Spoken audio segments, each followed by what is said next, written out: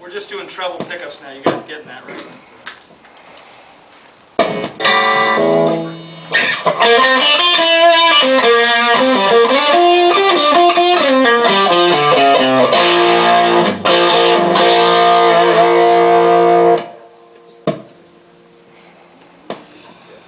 So who doesn't play guitar here? Wait a minute. Who doesn't play guitar here? You don't play guitar in the back. Come pick up PRS off the wall.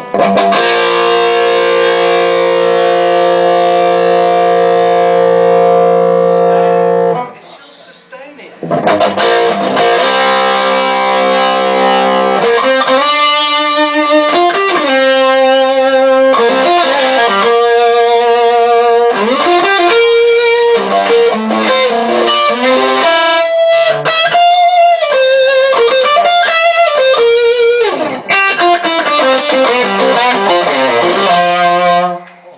This one for you. The narrow fields.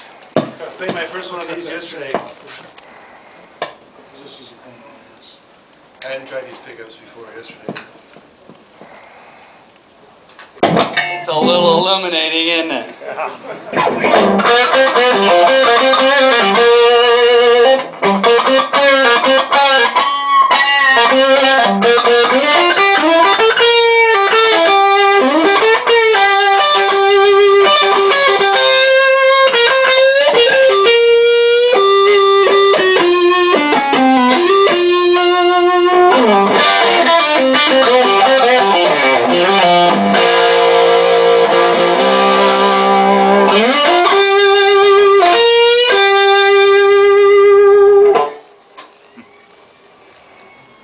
That's right off the rack. We hadn't plugged that one in, right? So, Didn't even tune it. well, it was out of tune. That was Howard's fault. That was my fault. It was tuned when I shipped it, Howard. So you want to get a Howard Leese model off the wall and see what it sounds like? Yeah. Just because.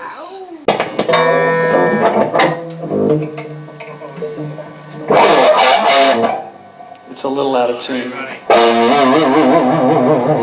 right, let's do that.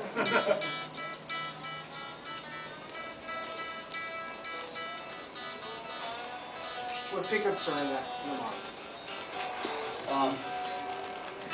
They're kind of 5708s with a few extra turns with that covers, but kind of. They were duplicates of what he had in his original guitar. You have to do it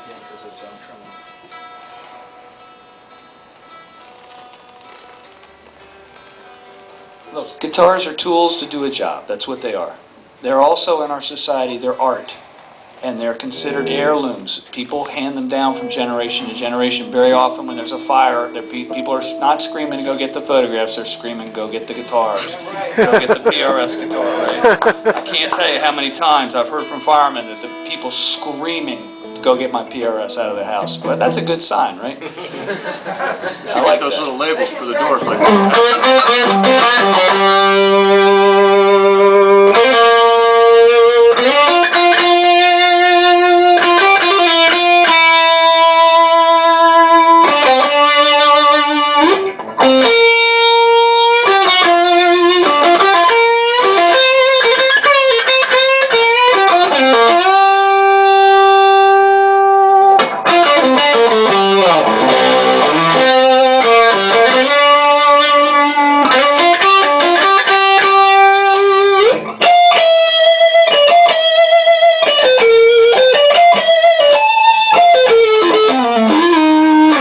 Can you hear the high-end clarity up on the top? Yep. So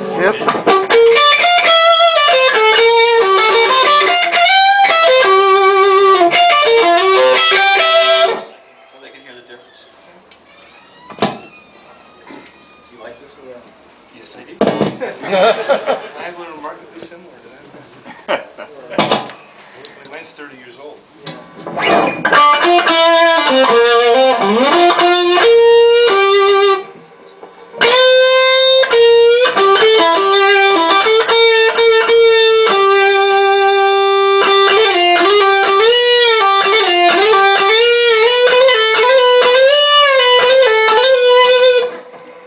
Ain't that tune? It's Yardbirds off the first. Yeah, thank you very much.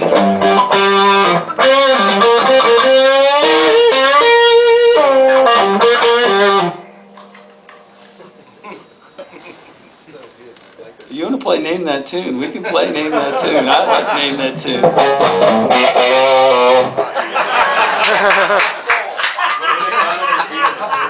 too easy. Yeah. I can name that tune in no notes. I used to play it when the show was on. They give you like a clue. Can I have a note for the clue? I don't need any fucking notes. I know what it is.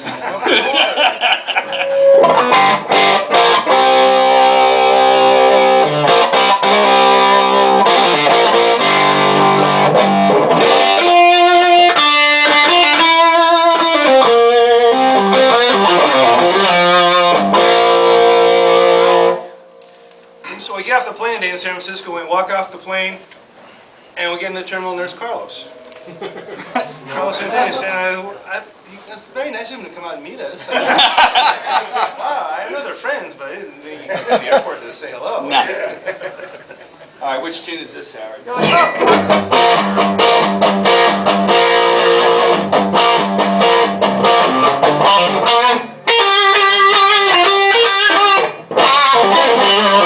Gibbons. Hellraiser. Thank you. Beer drinkers, Hellraisers.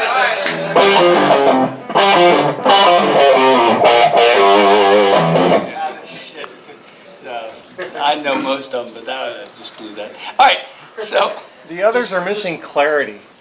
There's no You know punch to them something? at all. they're all tools to do a job. Yeah.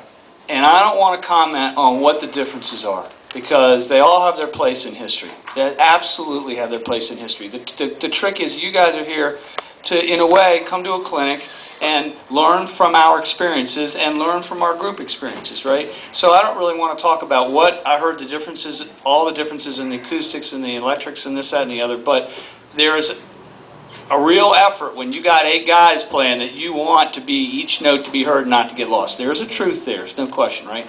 This is also not a Marshall. Marshalls tend to have more high mid-range than this, right? Right, yeah. So you're right, but there's the way this was voiced was to be played really loud on stage, okay? Real loud. Some of these instruments Old Les Pauls 59s especially are incredibly bright guitars, and if you talk to the rock stars that use them, they put bass tubes in them, they use super bass amps instead of they used the bass heads instead of the guitar heads. They did everything they could possibly do to make it not as bright because there was a clarity about some of those instruments that made them famous, right? Same thing with old Strats.